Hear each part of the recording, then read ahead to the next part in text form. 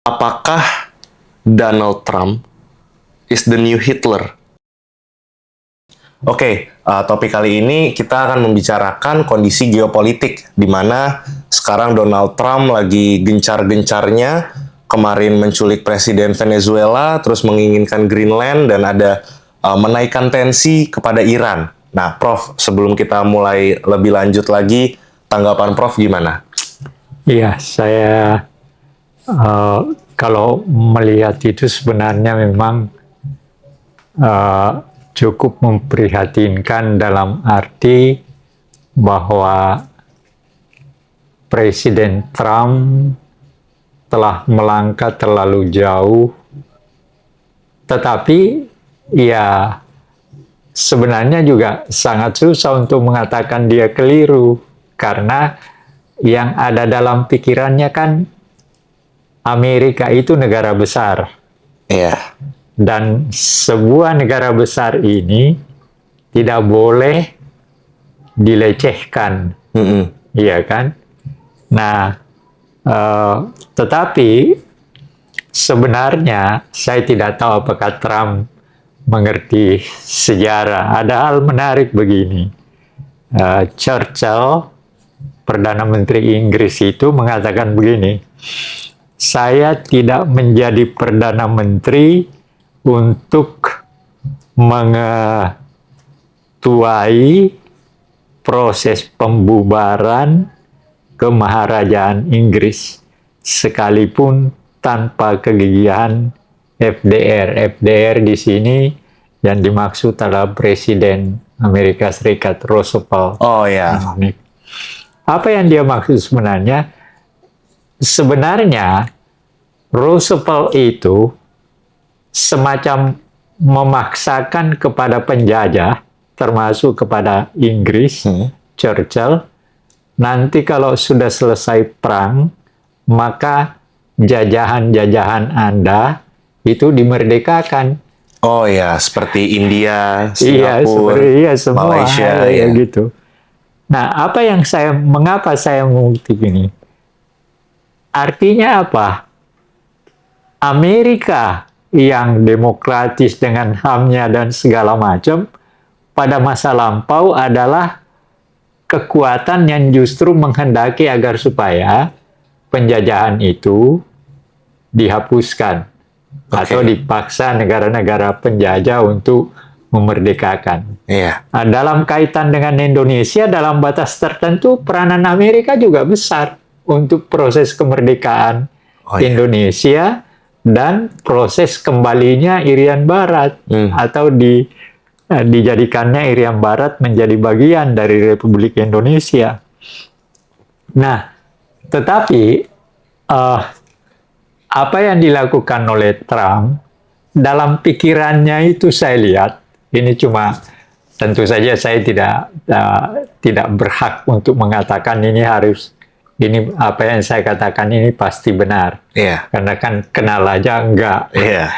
Cuma lihat, mengamati, melihat dia di TV dan tingkah lakunya dan segala macam. Tapi kan sejak awal memang dia sudah mengatakan bahwa Amerika harus kembali menjadi sebuah negara kuat. Kan itu sejak yang pertama dan kemudian yang sekarang. Make America Great Again. Iya, gitu. Nah, tetapi kemudian ini kelihatannya melangkah terlalu jauh.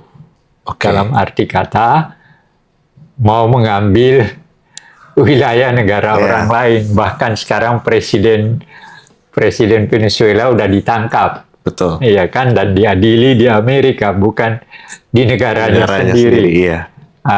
Lalu dia ancam lagi Amerika Latin, Kolombia, segala macam diancam juga. Nah, Timur Tengah digoncang dengan Iran. Lalu orang mengeluh, kenapa PBB tidak berbuat sesuatu? PBB itu sejak awal nggak pernah punya apa-apa. Dan PBB itu memang dibentuk dalam proses ketika Perang Dunia Kedua berakhir. Nah, tetapi kan ada persoalannya adalah bahwa Amerika termasuk pembentuknya, Rusia, Uni Soviet termasuk Stalin dan Roosevelt segala macam itu ikut membentuk. Tetapi dalam perjalanannya, dalam perang dunia, dalam apa namanya, perang dingin, ya PBB juga memang tidak pernah berbuat apa-apa. Berkali-kali perang terjadi di Timur Tengah, tapi dia juga nggak bisa berbuat apa-apa. Itu kenapa, Prof? Bisa seperti itu? Karena ia memegang peranan penting kan, negara-negara anggota hanya 5 anggota. Hak veto itu. Dan hak veto itu, dan yang paling kuat pada waktu itu adalah Amerika dan Uni Soviet. Iya. Iya kan? Cina waktu itu masuk Chiang Kai-shek itu karena Amerika. Oh. Nah, sekarang Cina sudah menjadi lebih kuat di Dewan Keamanan, tapi dia juga tidak bisa melawan Amerika. Oke. Itu. Nah, tapi ntar dulu, Prof. Kalau misalkan Cina tidak bisa melawan Amerika, tapi kalau dilihat-lihat, Prof, Trump ya menculik presiden Venezuela atau memberi intervensi kepada Venezuela, itu kan alasannya satu karena minyak. Iya. Kedua, adanya kerjasama Rusia Cina dengan Venezuela. Iya. Terus Greenland juga sama. Ada istilahnya mencegah sesuatu jika Rusia dan Cina nih ngapa-ngapain gitu. Iya, artinya begini.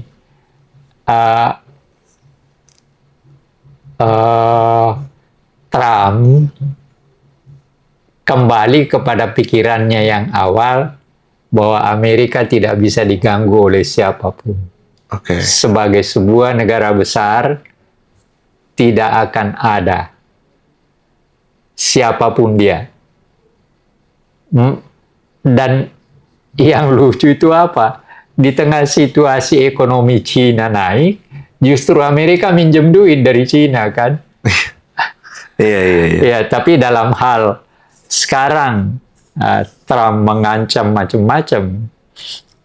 macam-macam negara. Nah, permasalahannya adalah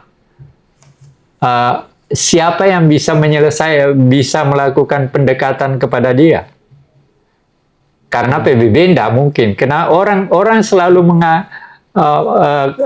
marah sama PBB sekarang, dihujat, PBB tidak bisa memang PBB nggak bisa berbuat apa-apa. Pertama, dia ada di Amerika, pusatnya di New York. Iya. Satu. Yang kedua, negara yang paling banyak menyumbang itu untuk menjalankan berbagai kegiatan PBB, Amerika. Iya.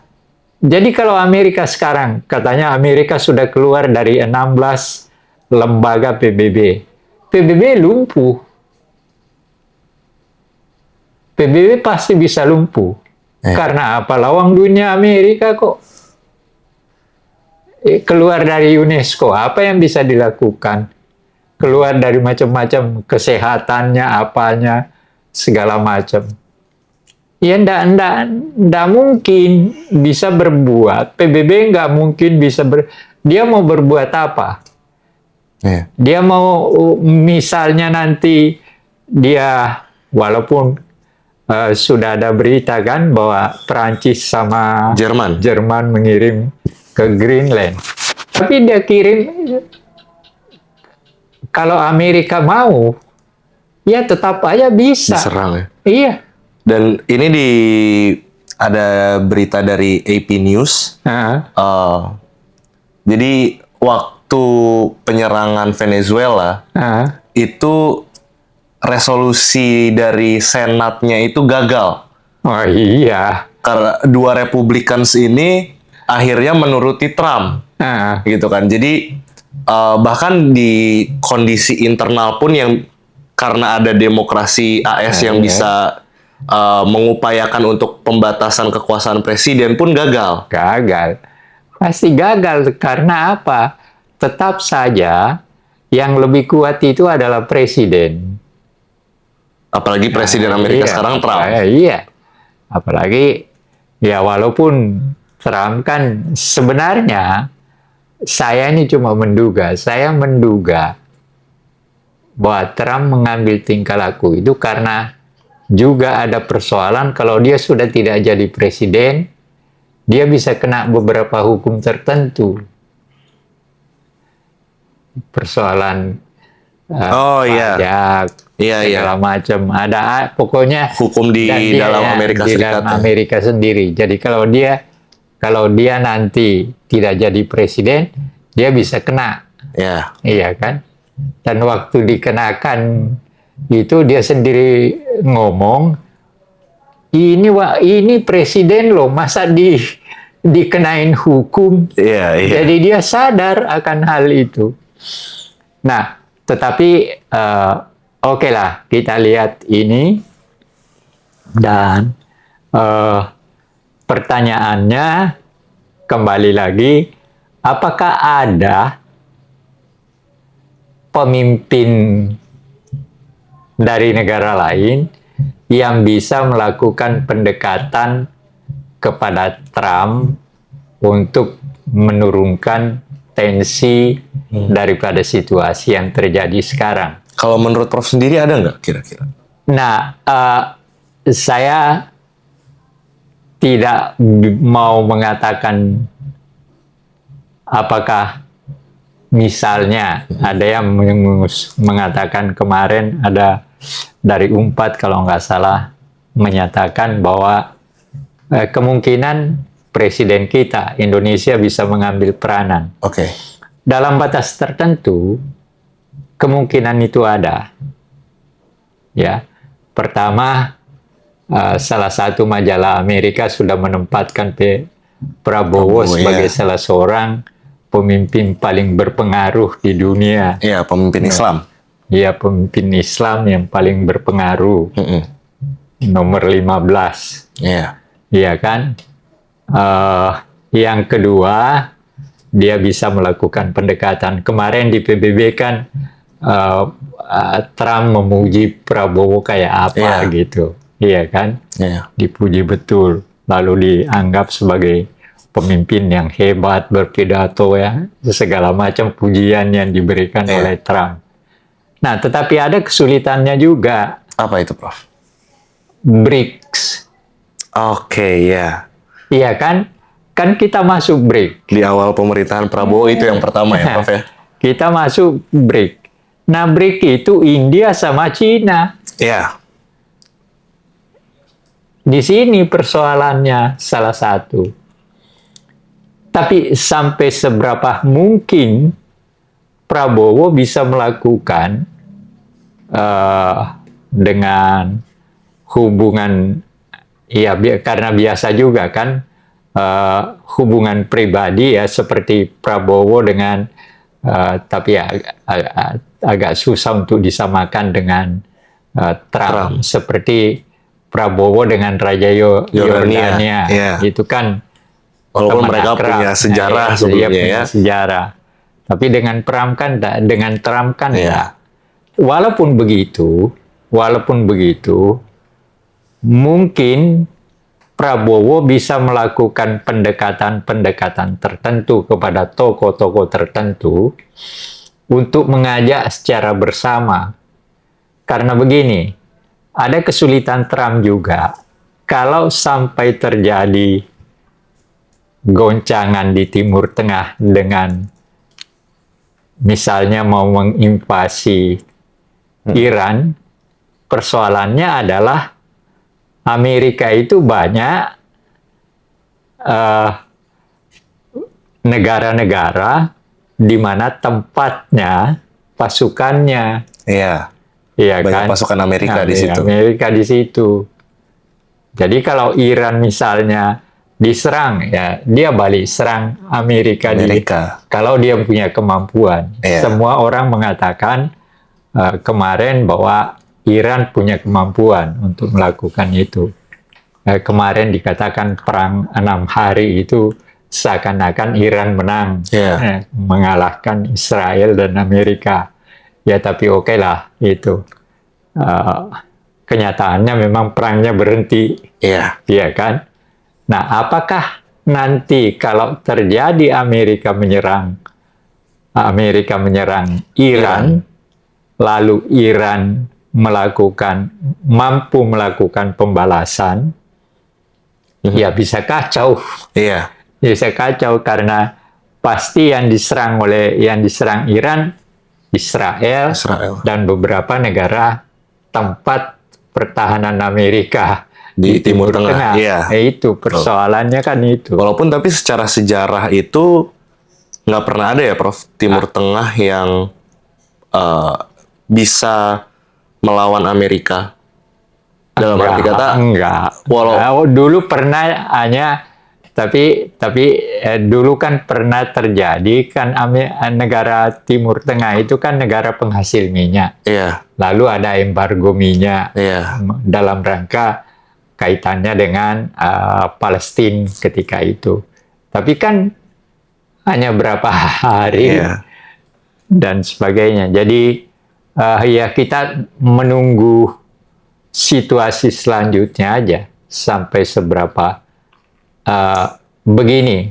Ada pembicara, saya nggak tahu ya dari mana, itu mengatakan terjadi perang. Nah, kalau terjadi perang lalu pakai nuklir,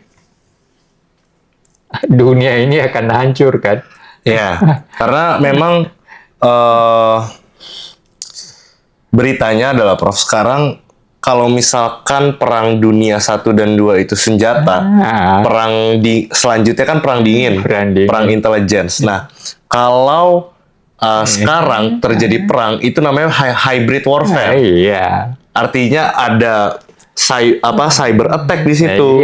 Ada intelijen, ada informasi, ada pressure dari ekonomi, ada macam-macam lah. Iya. Makanya disebut hybrid. Iya. Multidimensi. Makanya disebut hybrid warfare itu. Di dalam buku ini itu dijelaskan juga. Di mana? Ini ada, saya punya buku Militer Pasca Perang Dingin. Oh, oke. Antara lain juga hal-hal tertentu diterangkan di situ. Nah, tapi persoalannya adalah bahwa Trump mengabaikan semua. Iya. Dia sudah mengatakan saya nggak akan terikat dengan hukum internasional. Iya kan? Iya. Yang dituntut oleh anggota-anggota PBB supaya dia tunduk kepada hukum internasional. Iya. Tapi nggak ada. Tapi dia kan dia sudah mengatakan enggak, saya enggak terikat sama hukum internasional. Saya punya hukum sendiri. Nah, kan persoalannya di situ. Iya. Nah, sekarang kita bagaimana? Tadi saya katakan bahwa mudah-mudahan Presiden Prabowo bisa melakukan sesuatu. Tapi terlalu egois menurut saya, Prof, kalau misalkan dititik beratkan kepada Prabowo, dalam arti kata mungkin harus ada konsolidasi dengan berbagai negara. Iya, makanya saya mau mengatakan sampai seberapa jauh secara personlik berhubungan dengan Trump, tapi juga Prabowo mengajak pemimpin-pemimpin negara-negara lain untuk bersama-sama mencari jalan keluar dalam menyelesaikan persoalan ini. Itu yang saya mau katakan, dan saya melihat sebenarnya dalam batas tertentu Prabowo memiliki kemampuan itu berdasarkan selama setahun ini menjadi presiden, dia melakukan berbagai kegiatan tertentu. Cuma kesulitan kita adalah karena dalam negeri kita sekarang dalam keadaan memerlukan perhatian gara-gara bencana alam. Nah, itu bukan pekerjaan yang ringan, itu pekerjaan. Tapi disitulah tantangan Prabowo sekarang. Di dalam negeri ada situasi seperti ini, tetapi tuntutan kita sebagai bangsa, sebagaimana yang dikatakan dalam pembukaan Undang-Undang Dasar kita, bahwa kita harus mengambil peranan tertentu dalam mendamaikan dunia. Iya. Kan itu persoalannya. Nah, ya kita berharap presiden kita ini dengan kemampuan-kemampuan tertentu yang pernah dia peroleh berdasarkan pengalaman, bukan dia ngaku sendiri, saya pernah tinggal di luar negeri. Iya kan, 8 tahun dia di Inggris, keliling bersama ayahnya, jadi pengetahuannya tentang bangsa-bangsa Eropa itu tahu dia. Dan memang di tahun pertama rezim Prabowo ini juga cukup kencang ya dalam geopolitik Indonesia. Iya, kelihatan. Artinya itu antara lain, cuma itu masuk BRICS. Iya. Di mana itu ada Rusia, Iran, dan Cina di situ semua, Prof. Iya. Kalau misalkan agak berat juga posisi. Iya, tapi justru di situlah tantangannya. Artinya bagaimana dia kalau dalam negeri udah oke lah. Iya. Itu bisa diselesaikan, ada beberapa orang kepercayaannya, ada menteri dalam negeri, ada sekretaris negara, ada segala macam. Nah, sekarang sampai seberapa cerdas menteri luar negeri kita, yaitu menteri luar negeri yang diangkat oleh Presiden Prabowo, dapat membuka jalan bagi Prabowo untuk tampil di tengah-tengah situasi kenyataan global geopolitik sekarang. Nah, sebelum kita melihat ke kenyataannya, karena ada berita yang menarik, Prof. Tapi ada satu pertanyaan saya. Apakah Donald Trump is the new Hitler? Terlalu jauh juga pertanyaan itu. Tapi kalau dia melakukan apa yang dia katakan, ya bisa terjadi. Karena memang ketika kita lihat sangat gamblang Trump dengan tiba-tiba menculik Presiden Venezuela, dan dia kan dengan alasannya ada doktrin Monroe itu ya. Dengan tiba-tiba dia ingin menguasai Greenland dan seolah-olah dia sendiri yang di NATO pun mau dihantam gitu kan. Terus juga Iran tensinya ditinggikan oleh Trump. Jadi tapi saya kira kondisinya berbeda memang. Kondisi Hitler itu naik sebenarnya juga ada tekanan psikologi karena negaranya kan kalah. Austria. Lalu kemudian dia naik. Jadi kita lihat aja sampai seberapa jauh. Tapi kalau sampai dia melakukan, dia ambil seluruh Amerika Latin, yang dia bilang dia mau ambil Kuba, ambil Kolombia, ambil segala macam. Nah ya bisa terjadi. Apalagi kalau dia sudah serang Greenland. Nah, yang menjadi kesulitan kalau sampai dia serang Greenland, dia akan berhadapan dengan Prancis dan Jerman kan? Iya kan, Prancis sudah mengirim tentaranya ke sana. Jadi saya kira ini paling tidak, saya cuma berharap mudah-mudahan Trump melihat bahwa bagaimanapun juga Jerman dan Prancis itu kawan saya. Iya kan? Kawan saya. Jadi dengan datangnya dia di Greenland, dia tidak berhadapan dengan Denmark, tapi dia berhadapan dengan dua sahabatnya. Gitu loh. Tapi kelihatannya, karena kemarin ada berita dari CNN, kalau pernyataan Trump itu, kalau di Indonesia kan ya, diartikan Amerika Serikat harus menguasai Greenland. Oh iya, itu di TV udah dikatakan. Dan gitu. ini kalau ini terjadi, ya paling tidak dunia akan terus goncang. Nah, iya kan? Yang goncang artinya harus Trump jangan jangan hanya memperhatikan egoisnya sebagai orang Amerika yang merasa dirinya hebat dan besar. Tetapi dia harus ingat, Prancis itu punya ego juga. Iya, dari dulu sejarahnya Iya, seperti sejarahnya seperti itu. Jerman juga. Iya. Yang menyebabkan Perang Dunia Kedua kan Jerman. Iya. Napoleon Prancis. Iya. Kan itu. Nah, tetapi Amerika juga akan mengatakan begini, ya saya di Vietnam juga. Iya. Tapi kan dia justru kalah di Vietnam. Iya. Ya. Dan kalibernya juga beda ya, Prof? Iya, kalibernya juga beda. Iya. Iya kan? Kalau Vietnam itu kan dalam rangka ideologi liberalistis dan komunisme dan seterusnya.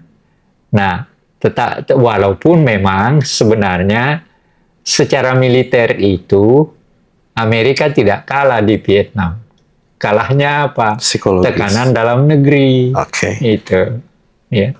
Jadi kalau benar bahwa Trump tidak mempersoalkan dua negara besar yang membantu Denmark atau Eropa, maka akan terjadi situasi kembali bahwa Amerika berhadapan dengan Eropa Barat. Iya.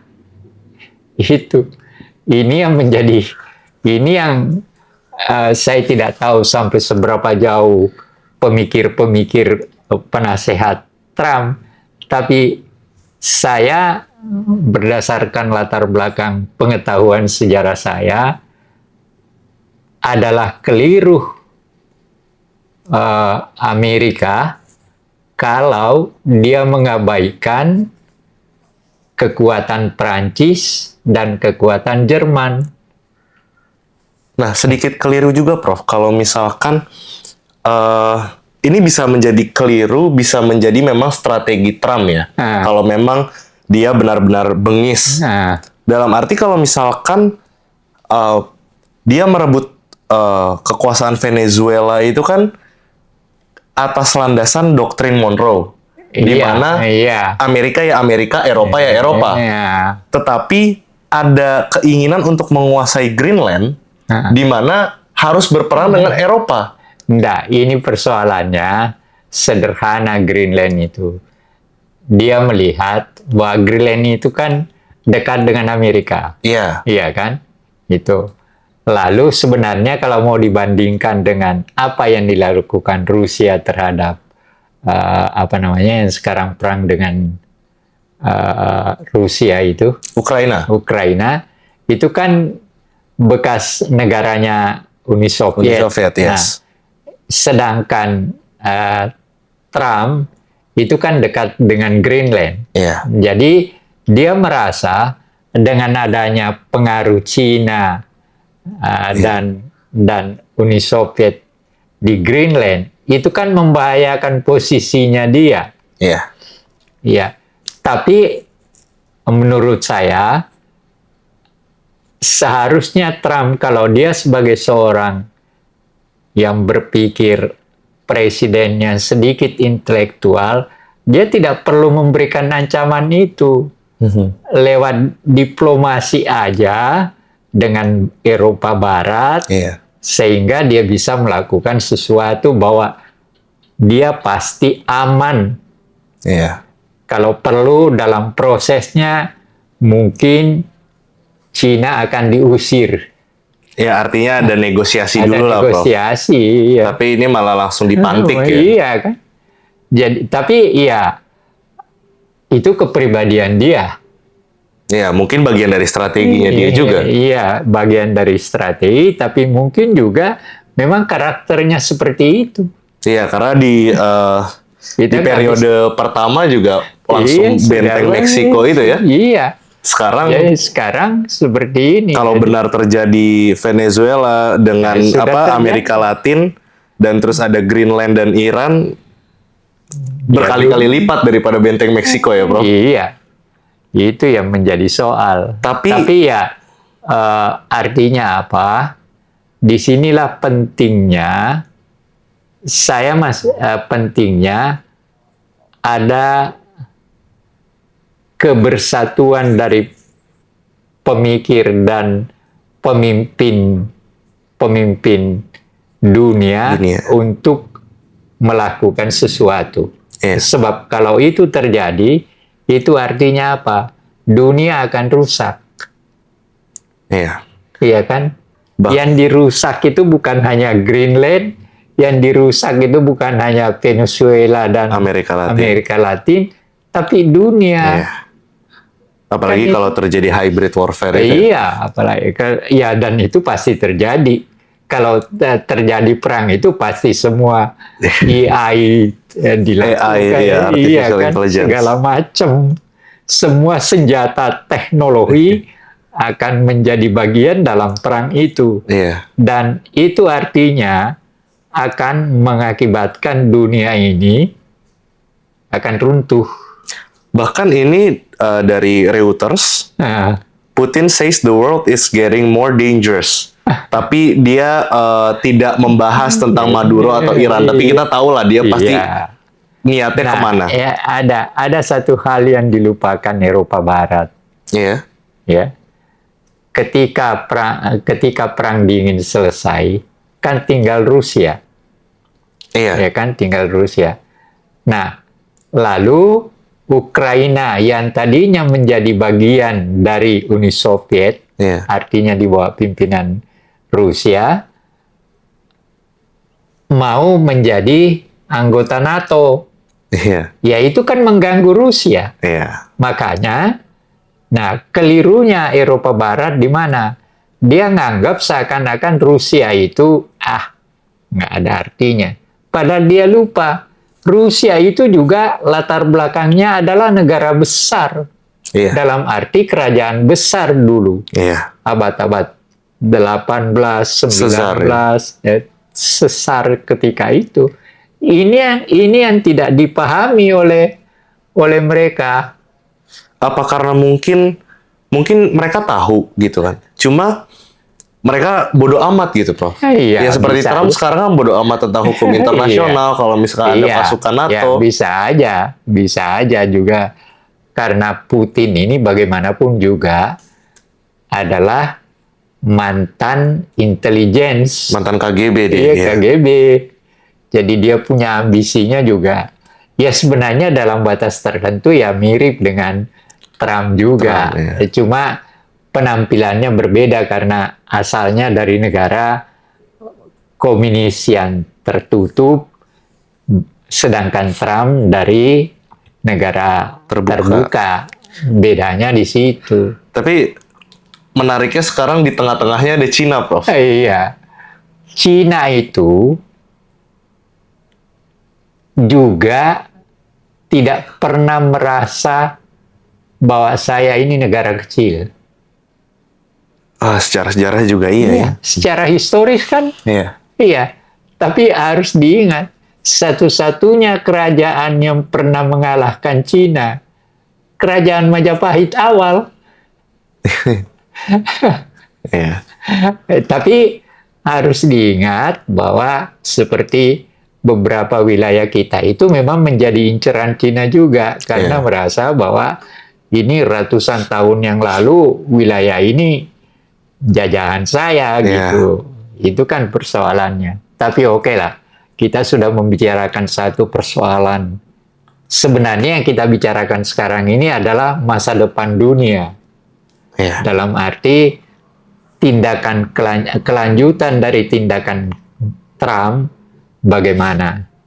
Lalu kemudian sikap Rusia, sikap Cina, dan PBB tidak bisa berbuat apa-apa. Prof udah mengatakan sampai sekarang kayaknya nggak bisa nih PBB. Nggak bisa. Karena apa? Semua berasal dari Amerika. Dan sekarang Trump sudah mengatakan dia keluar dari 16 lembaga. Dan Iya, pasti akan mengakibatkan PBB akan lumpuh. PBB juga belum ada kegiatan yang bagaimana ya setelah Iya, tidak. ini terjadi. Tidak. Dia mau berbuat apa? Tidak bisa berkutik ya, Prof? Enggak. Dia enggak punya tentara. Iya. Dia mau kerahkan, kalau toh dia punya tentara, dia mau kerahkan kemana? Apa berani bisa nangkap Trump? Ya nggak bisa kan? Iya. Nah, hal-hal seperti ini yang perspektif kita harus kita latar belakang historisnya dikaitkan dengan kenyataan sekarang dan untuk hari depan. Nah, hari depan kita adalah apa kelanjutan dari krisis yang dilahirkan oleh Trump.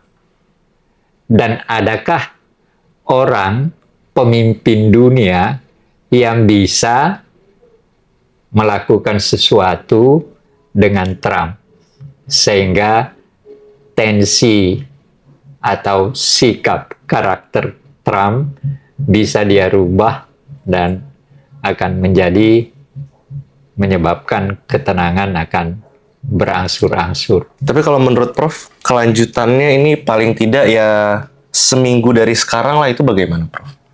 Ya tergantung Trump. Karena turbulensinya sangat cepat ini, Prof. Iya, tergantung Trump. Makanya besok pagi bangun pagi lihat apa yang terjadi. Jadi tiap hari kita harus melihat apa yang ada di dunia ya. Iya, tiap hari harus membuka TV, membuka macam-macam, membaca koran, Kompas, membaca Reuters, segala itu macam. Pentingnya literasi ya, Prof. Iya, penting sekali. Nah, itu gimana, Prof? Ketika negara kita nih literasinya yang salah satu yang terendah. Kita menghadapi ini bagaimana?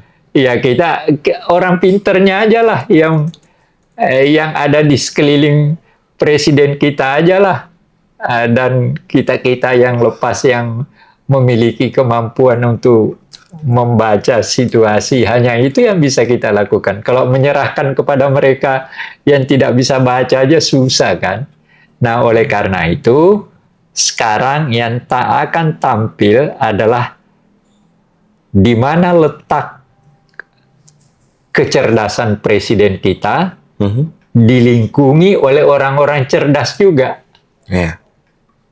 Cerdas dan bijaksana. Cerdas, bijaksana, dan berani. 3 hal ini harus menjadi pegangan di dalam berhadapan dengan Trump. Makanya saya mudah-mudahan saja presiden kita, menteri luar negeri kita bisa melakukan sesuatu. Nah, kalau tadi Prof kaitkan dengan pada saat Amerika dengan Vietnam, ketika Amerika tidak kalah secara perang, militer enggak. Tapi secara psikologis dan kondisi internal negara yang maksa. Nah, itu dinyatakan oleh Panglima Amerika di Vietnam. Nah, ini ada dari Reuters lagi, hanya 17% orang AS yang mendukung Trump atas Greenland. Hanya 17%. Nah, itu yang harus dipikirkan oleh Trump. Kalau itu benar, maka Trump akan pasti gagal mengambil mengambil Greenland. Karena dari awal bisa diibaratkan kalau sudah benar, kalah ya. Artinya kalau benar seperti itu, dugaannya bahwanya 17% penduduk yang setuju, saya kira Trump akan berpikir lebih lanjut. Iya, karena dari 5 hanya 1 yang mensupport. Iya. Ya, artinya apa? Artinya kan rakyat Amerika, dan harus diingat, rakyat Amerika kan orang demokratis. Iya. Iya kan? Dia tidak mau terikat biarpun dia pilih Trump, tapi kalau Trump seperti halnya ini, Nixon ini mundur karena ketahuan dia curang dan hampir ditangkap. Dia mundurkan diri jadi presiden ya? calon Sudah presiden. presiden ya. Kalau kita bahas lagi tapi lebih mendalam, Prof. Sebenarnya apa sih yang dimaui oleh Trump dan alasannya itu apa? Kenapa bisa sampai segininya? Sederhana, dia sudah terungkap. Saya mau mengambil semua yang ada di negara-negara itu. Saya mau minyaknya, saya mau tambangnya, saya mau segala macam. Tapi alasan... Iya, itu alasan yang psikologisnya kenapa ya? Ya, dia itu adalah salah satu tujuannya untuk mengatakan, lihat, Amerika negara kuat. Hanya untuk itu? Iya. Tidak seperti sekarang ketika Obama jadi presiden kan dianggap Amerika lemah. Ya. Iya kan? Nah, makanya kan dia semboyannya membuat Amerika kuat kembali, ya kan? Itu kan semboyanan. Itu yang dipegang oleh dia sampai sekarang, dan ya dalam rangka itulah maka dia mau melakukan berbagai kegiatan untuk menunjukkan kepada dunia, lihat Amerika kok kuat sekarang. Nah, dia ambil Venezuela dengan berbagai alasan. Venezuela itu termasuk minyaknya gede. Iya, memang. Iya kan? Justru itu karena ditargetkan itu ya. Iya. Lalu nanti negara lain juga seperti itu, tak ada tambang emasnya. Kongo itu kayak emas. Iya. Kongo. Nah, Greenland itu dekat dengan Amerika.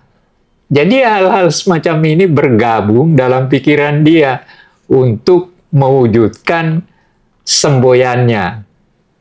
Amerika kuat kembali. Tapi ini rasanya stimulasinya terlalu besar gitu, Prof. Karena Rusia Ukraina belum selesai. Nggak ada urusan itu. Timur Tengah juga banyak perang-perang. Bagi Trump nggak ada urusan, itu urusan mereka. Urusan saya adalah negara saya harus lebih kuat, dan dalam rangka saya lebih kuat itu kalau perlu saya ambil semua kalian. Hanya itu aja dalam otaknya.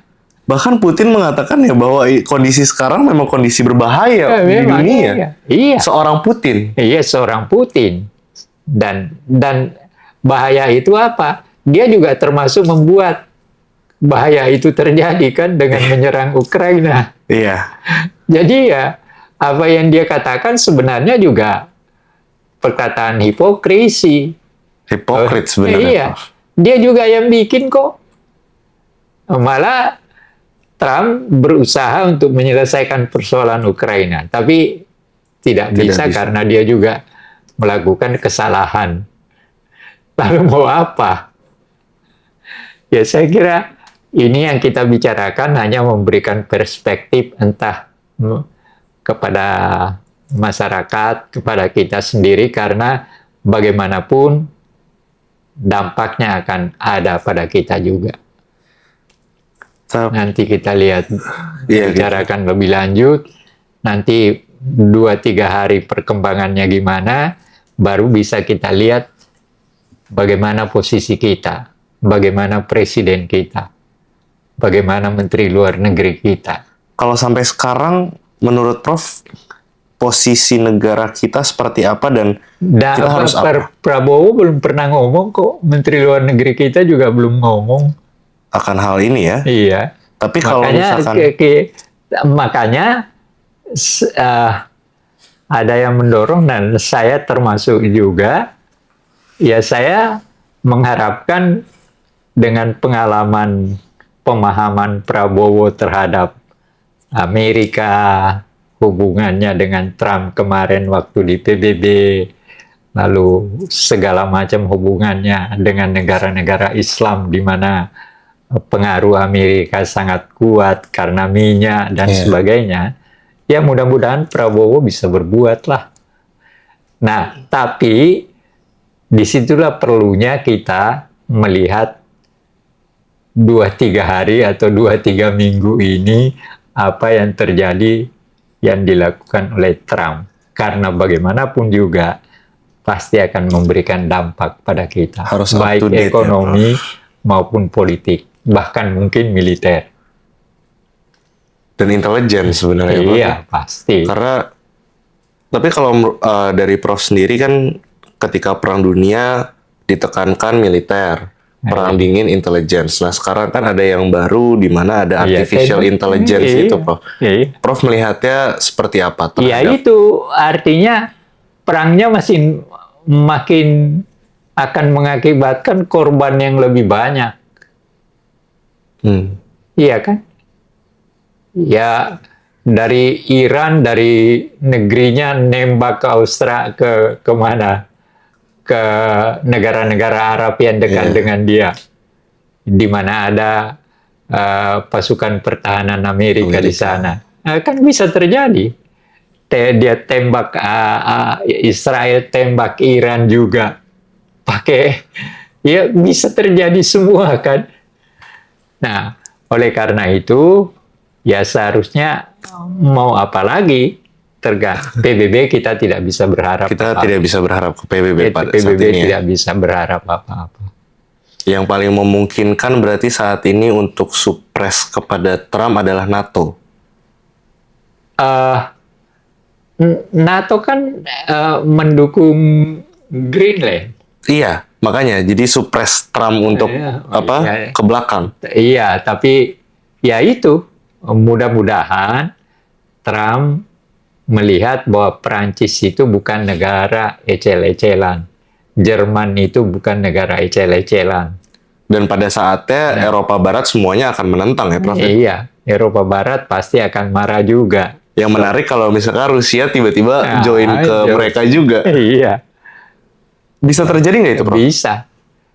Tapi bisa terjadi juga Rusia akan kembali memegang peranan tertentu di Eropa Timur. Bisa menjadi strategi, Bang. Iya, makanya. Bisa terjadi juga. Karena apa? Kan di situ sudah bukan pada persoalan ideologi, tapi sudah persoalan bagaimana kita mempertahankan diri. Iya, survival ya. Iya, survival. Dan satu-satunya negara Eropa Timur yang kuat Rusia. Tapi bisa jadi bumerang ketika misalkan Rusia memang akan kerjasama dengan Eropa Barat. Di tengah-tengah itu ada ya mungkin strategi tertentu di mana mereka pasti akan menguasai wilayah Eropa Timur ya, Prof ya? Eropa Timur ya, tapi sampai seberapa jauh itu akan terjadi ya kita lihat tindakannya Trump. Tapi jika Prof melihat dengan indikasi-indikasi yang sudah ada, akan seberapa jauh, Prof? Saya melihat bahwa saya belum bisa memberikan ini sebelum saya melihat 1-2 minggu ini apa yang dilakukan oleh Trump. Tapi kalau misalkan ada hal-hal yang ini, baru kita bisa membuat ini. Itu. Oke. Ya mudah-mudahan ada orang lain yang lebih cerdas yang bisa memberikan pendapat pada kita untuk kita diskusikan, karena bagaimanapun juga hal ini pasti akan berdampak pada kita. Karena dunia ya, Prof, global. Karena global dunia. Dan itu pentingnya geopolitik ya, Prof. Iya. Pentingnya kita memahami posisi kita. Nah, celakanya apa? Dalam kaitan Amerika. Amerika itu sampai sekarang tidak mau menandatangani UNCLOS. Iya. Karena apa? Dia tidak mau dihalangi untuk lewat di laut kita. Daerahnya ya? Nah iya. Kan wilayah kita itu sangat strategis untuk belok-belok di lautan. Apakah Trump juga bisa menyerang Indonesia? Kenapa tidak? Kalau dia memang merasa bahwa itu sesuatu yang dia harus lakukan. Dan harus diingat, Asia Tenggara dia punya. Ada Filipina, ada Singapura, terkecuali Malaysia, ada Thailand, tapi Thailand juga sudah dipengaruhi oleh Cina. Jadi yang sudah pasti adalah Singapura sama Filipina. Philippines. Mungkin juga Timur Leste. Mungkin akan Nah, dipakai yang juga dekat dengan Australia. kita, Australia di situ. Kita juga Pasti. belum melihat pergerakan Australia kan seperti apa ya, Prof? Pasukan Australia, pasukan Amerika sudah ada marinirnya 2.500 Di Australia. di Australia. Hati-hati ini, Prof. Kalau misalkan Trump tiba-tiba nyecer Indonesia juga. Nah, ya makanya kita bicarakan ini biar orang Karena ada kemungkinan ya, Prof, ya. kemungkinannya ada. Freeport juga masih dia megang banyak ya, Amerika. Iya, masih. Makanya kita harus memperhatikan betul. Apalagi kita negara kaya. Oh iya, Pasti dia tahu diincar itu. betul. Dia tahu betul. Nah, gitu. kalau- di dalam ini aja Nixon katakan, Iya. dia katakan sayangnya Presiden Soekarno itu padahal negara terkaya di dunia ini menurut ini Nixon itu hanya 3. Iya. Amerika, Indonesia, India. Oh, Ini dalam buku ini, leaders ya. leaders. Dalam buku ini dikatakan. Dan itu dia lakukan itu setelah dia berbicara dengan Soekarno tahun 53. Waktu masih jadi wakil ya, Prof. Siapa? Iya, Nixon wakil presidennya. iya. Tapi ini jadi suatu refleksi juga, Prof. Kalau misalkan, ya kita tahu di dunia politik, apalagi ini geopolitik ya, Prof.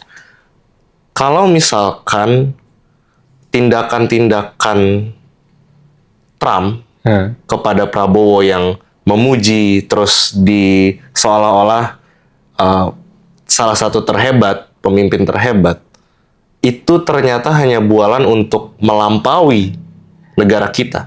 Ya, kita lihatlah perkembangannya. Oke. Itu kan. Tapi ada kemungkinan itu ya, Prof? Iya. Ada saja ya? Yang jelas bahwa kemungkinan dampaknya juga akan kena kita. Paling tidak itu. Oke. Ya, makanya kita tidak boleh mengabaikan apa yang dilakukan oleh Trump sekarang. Jadi kita jangan melihat dia di Amerika Latin, kita jangan melihat di Greenland, tapi kita juga harus melihat Asia Tenggara. Oke, tapi ini menariknya memang pada Oktober 2025, Prabowo sudah mengingatkan kepada ASEAN tegakkan hukum laut UNCLOS. Jadi Iya. memang ya paling tidak sudah ada kesadaran juga ya, Prof? Iya. UNCLOS itu sangat penting bagi Indonesia, tapi Amerika tidak mau tanda tangan karena dia tidak mau terikat.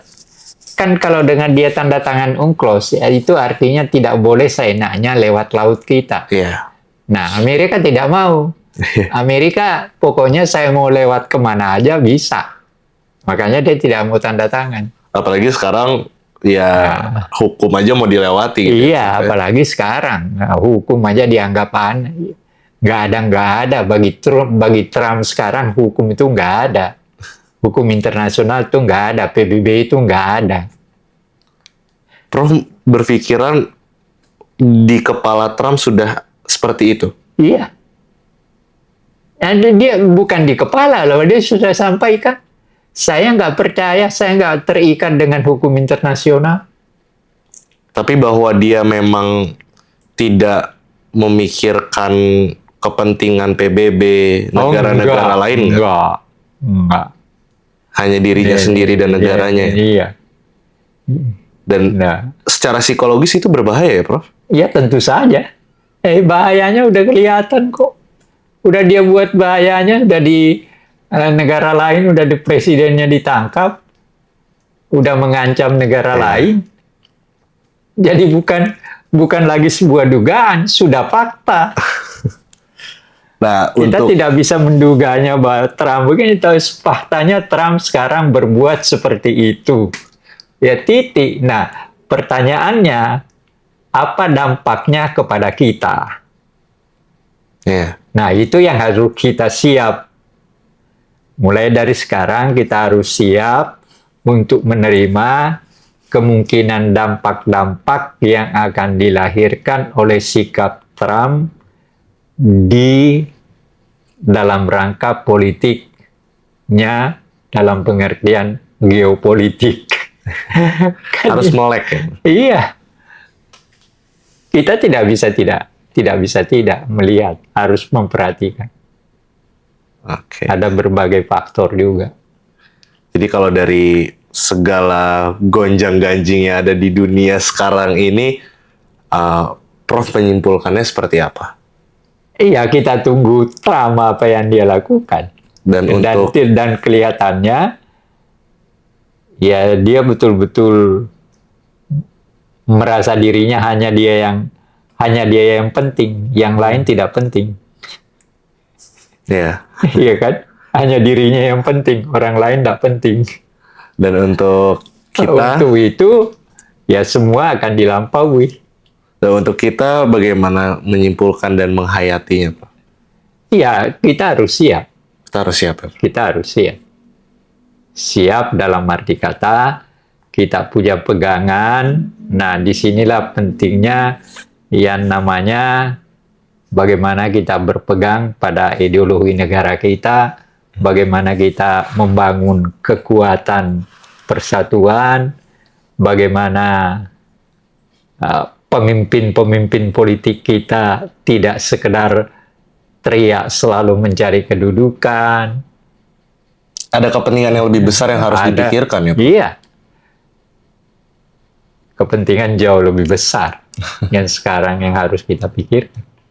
Akibat daripada tindakan Trump. Ya udah. Ya, jadi sampai sini obrolan kita. Terima kasih jika masih ada yang menonton sampai akhir ini. Jadi kesimpulannya adalah kita harus melek. Kita harus melek terhadap berita-berita yang terjadi, geopolitik dan informasi, dan kita harus mempersiapkan diri terhadap apa yang akan terjadi dan kemungkinan-kemungkinan yang akan terjadi. Persoalan kita adalah bahwa kita sekedar beragama, tapi esensi dari agama itu kita abaikan. Ya contohnya sederhana, lempar jumroh dia berarti dia di Mekah kan, pulang dia malah korupsi. Andai kata kita ini menjalankan Pancasila dengan baik, maka negara kita itu adalah negara surga dunia.